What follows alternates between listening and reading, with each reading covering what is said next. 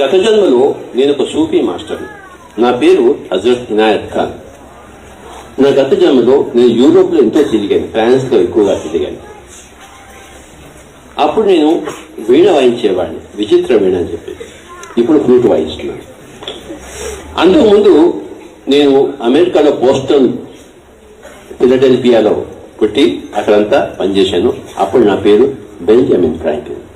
మరి సుమారు 2500 సంవత్సరాల కిందట గౌతమ బుద్ధుడి దగ్గర ఆయన యొక్క ప్రధాన శిష్యుడిగా నేను ఉన్నాను. నా పేరు ఆనందం.